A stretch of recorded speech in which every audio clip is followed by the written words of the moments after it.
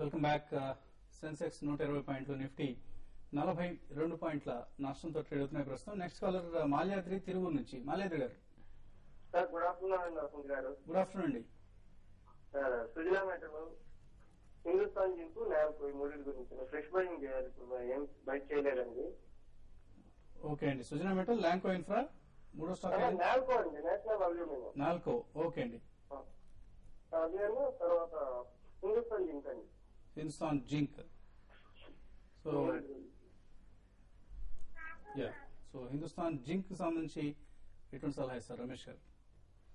ప్రధానంగా zinc manufacturing company కాబట్టి మేము అడుగుతున్నాం, కమాడిటీ ప్రైసెస్ ఎలా మూవ్ అవుతున్నాయి? సార్ జింక్ ఓవరాల్ గా మనం చూసుకున్నట్లయితే 98 అబౌవ్ కొంత సపోర్ట్ బాగా ఉందండి. దాని అబౌవ్ అంటే ఓవరాల్ గా ఈ 2-3 వీక్స్ తర్వాత కొంత బేస్ మెటల్స్ లో అప్ ట్రెండ్ అవ్వచ్చు. ప్రధానంగా జింక్ లో కూడా మనకి అప్ ట్రెండ్ ని చూడడానికి అవకాశం ఉంది.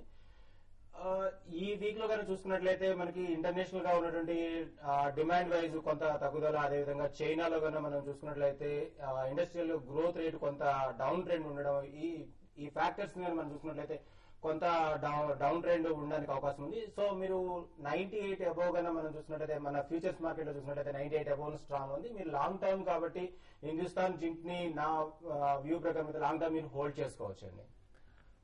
ఒకటండి, నేషనల్ అల్యూమినియం విషయానికి వస్తే మీరు కరెంట్ అవర్స్ లో బై చేయొచ్చండి. రీసెంట్ గా ఈ స్టాక్ అయితే కొంత హై నుంచి బాగా కరెక్ట్ అయింది.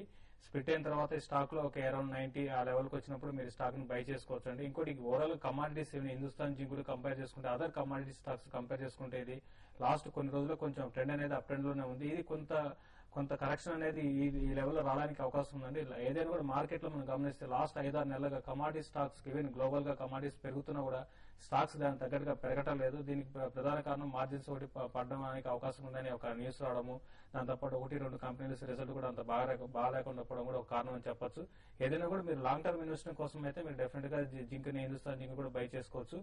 నాల్కో కూడా బై చేసుకోమని చెప్తానండి. ఓకే అండి. సో ప్రధానంగా మీరు కమాడిటీస్ సంబంధించిన స్టాక్స్ లో ఎక్కువగా ఎక్స్పోజర్ తీసుకుంటున్నారు. కమాడిటీస్ సైకిల్ తో పాటే ఈ స్టాక్ ప్రైసెస్ కూడా మూవ్ అయ్యే అవకాశం ఉంటుంది. సో కొంచెం కేర్ఫుల్ గా ఉండటం అవసరం అండి. సతీష్ హైదరాబాద్ నుంచి నెక్స్ట్ కాలర్. సతీష్ గారు నమస్తే.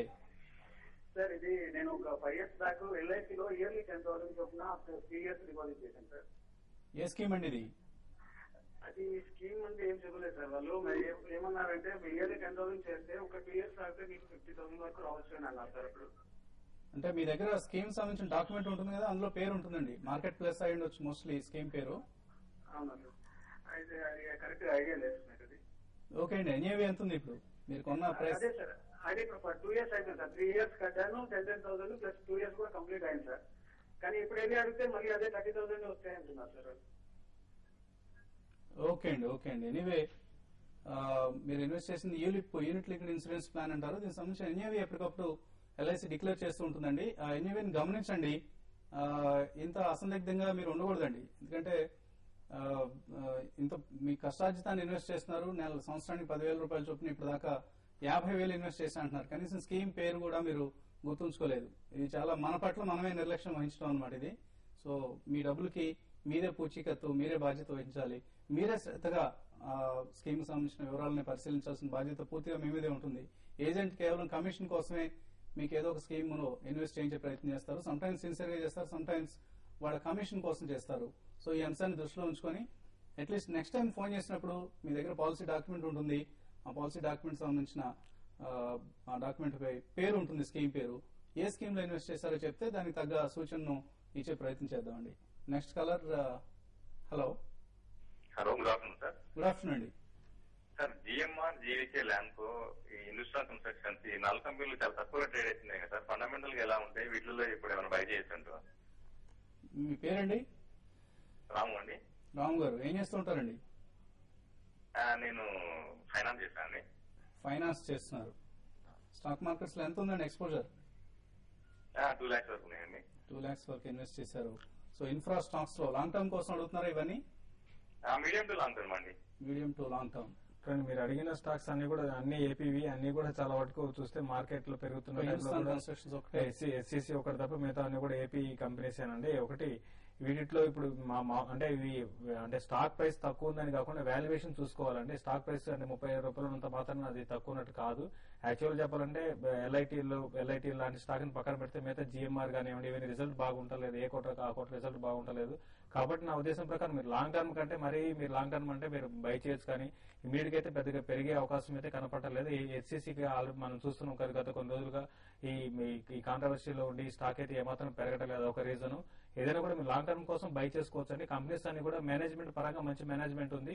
కాకపోతే ఏంటంటే రిజల్ట్ దానికి అనుగుణంగా రావట్లేదు. ఫ్యూచర్ లో గవర్నమెంట్ కానీ స్పెండింగ్ అనేది ఇన్ఫ్రా బాగా పెరిగితే ఇవన్నీ కూడా బాగా పెరుగుతాయి. అయితే ఎల్ఐటీలు మాత్రం మీరు ఇమీడియట్ గా పెరిగే, మీరు చెప్పిన వాటిలో ఎల్ఐటీలు కొంచెం ఇమీడియట్ గా పెరిగే అవకాశం ఎక్కువ ఉన్న స్టాక్ అండి. జీవీకేపీలు మాత్రం చాలా ఎక్స్పెన్సివ్, ఈవెన్ కరెంట్ అవర్స్ కూడా కొంత ఎక్స్పెన్సివ్ స్టాక్ అండి.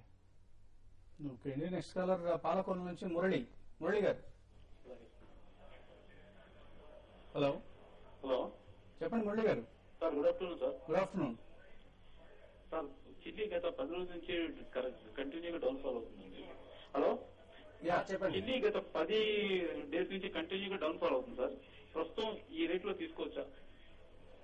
చిల్లీస్ ని కనుక మనం గమనించినట్లయితే మనకి జూన్ నుంచి డిసెంబర్ వరకు కొంత ఎక్స్పోర్ట్స్ సీజన్ స్టార్ట్ అవుతుందండి. ఇన్ ద మీన్ టైమ్ అంటే మేలో ఇప్పుడు ఏమంటే ఆ క్రాప్ ఆల్మోస్ట్ మండీస్ కు రావడం జరిగింది. ఇంకా కొంత క్రాప్ రావాల్సి ఉంది. ఈ మంత్ ఆల్మోస్ట్ మే 15th కల్లా క్రాప్ మొత్తం వచ్చేస్తుంది.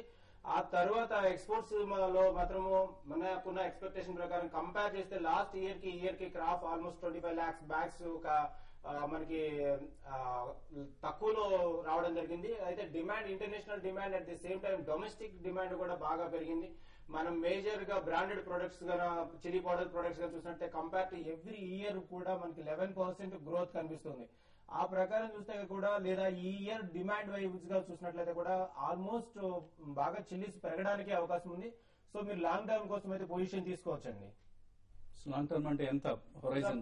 June to August contract in between అయితే కనుక మీరు పొజిషన్ హోల్డ్ చేయొచ్చు. బెటర్ రిజల్ట్స్ రావడానికి అవకాశం ఉంది.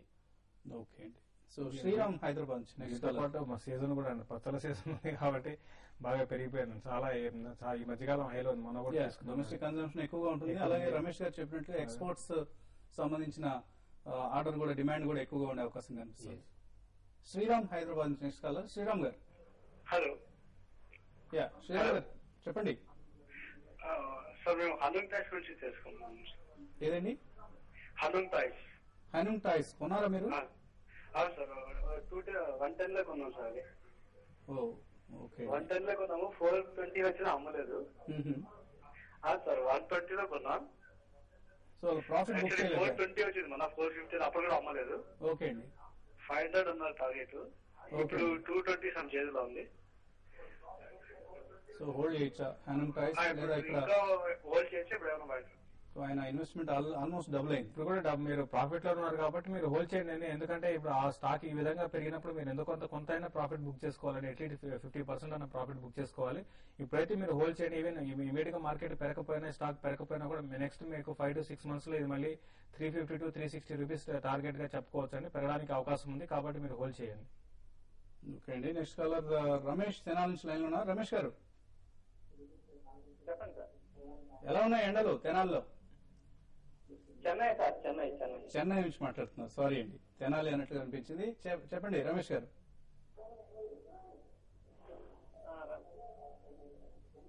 మీరు ఫోన్ లో మాట్లాడండి. టీవీ చూస్తే కొంచెం కన్ఫ్యూజ్ అవుతారు.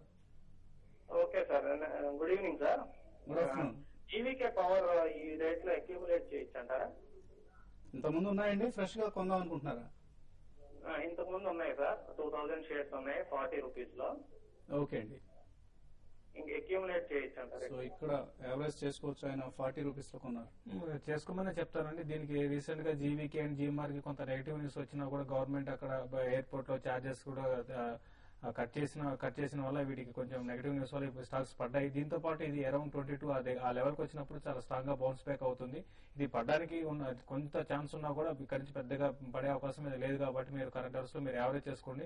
ఏదైనా కూడా ఇంతకు ముందులాగా బాగా పెరుగుతాయని కూడా చెప్పలేమండి. చాలా టైం పడుతుంది. ఇది మళ్ళీ 35, 40 ఆ లెవెల్స్ రావాలంటే 1 year దాకా పట్టొచ్చండి.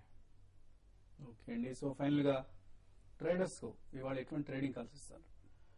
ముఖ్యంగా ప్రెషస్ మెటల్స్ సంబంధించి సిల్వర్ లో కనుక ఇంకా కొంత మార్జిన్స్ పెరిగే అవకాశం ఉంది. సో ట్రేడింగ్ కాల్స్ లో కొంత కాషియస్ గా ట్రేడ్ చేయండి. సాధ్యమైనంత వరకు ఫ్రెష్ పొజిషన్స్ ఉంటే అయితే కనుక సిల్వర్ లో అవాయిడ్ చేయండి. Gold is best. కొంత తగ్గి కొంత గోల్డ్ లో ఇన్వెస్ట్ చేయడానికి ప్రయత్నించండి. అదేవిధంగా బేస్ మెటల్స్ కానీ చూసుకున్నట్లయితే లాస్ట్ వీక్ తో కంపేర్ చేసుకుంటే ఈ వీక్ లో కూడా కొంత నెగిటివ్ గా ఓపెన్ అయినప్పటికీ కొంత డిప్స్ లో బయింగ్ కి అనుకూలంగా ఉన్నాయి. కొంత బై చేయడానికి ప్రయత్నించండి. అండ్ సిల్వర్ కన్నా ఎవ్రీ డిప్ కి ఉన్న పొజిషన్స్ అయితే ఎగ్జిట్ చేసే ప్రయత్నం చేయండి. లాంగ్ పొజిషన్స్ కి కొంత టైం వెయిట్ చేయవచ్చు. ఓకే, మీరు ఎటువంటి కలుస్తున్నారు? మార్కెట్స్ అయితే ఈ రోజు క్లోజింగ్ కూడా వీక్ గానే క్లోజ్ అయ్యే అవకాశం ఉంది. బయింగ్ 1-2 అంటే 3-4 ట్రేడింగ్ సెషన్ పొజిషన్ ట్రేడింగ్ మాత్రం యాక్సిస్ బ్యాంక్ ని బై చేయమని చెప్తాను ఇంతకుముందు చెప్పినట్లనే. అట్లే సిప్లా కూడా బై చేసుకోవచ్చు అండి. డాక్టర్ రెడ్డి కూడా ఇక్కడ నుంచి మీకు పొజిషన్ ట్రేడింగ్ కోసం బై చేసుకోవచ్చు. సో సెన్సెక్స్ సరిగ్గా 19,000 పాయింట్ల దగ్గర, నిఫ్టీ 5700 దగ్గర ట్రేడ్ అవుతున్నాయి. వీక్నెస్ కొనసాగుతోంది. రేపు ఉదయం తిరిగి బిజినెస్ బ్రేక్ఫాస్ట్ షోలో 8:30 కలుద్దాం.